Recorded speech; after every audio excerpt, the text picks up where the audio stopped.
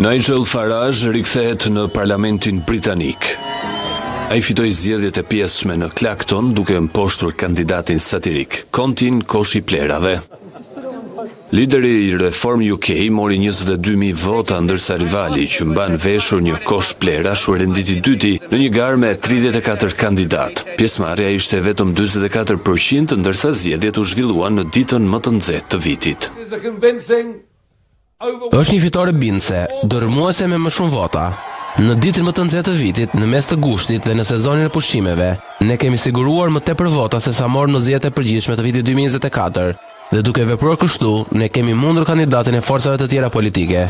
Farage kishte dhënë ndërheqje në mes të një hetimi parlamentar për një donacion për 5 milion poundësh nga një miliarderi huaj i kriptomonedhave, duke kërkuar më pas rikthimin në garë për të provuar mbështetjen e elektoratit. Gjatë rezultatit refuzoi që të ndante një skenë me të tjerët.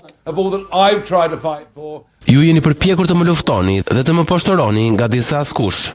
Megjithatë, mandati tim mbetet i pasigurt pasi hetimi parlamentar mund të rifillojë dhe në rast të një shkeljeje mund të çojë deri në përjashtimin e tij dhe në një tjetër zgjedhje të pjesshme.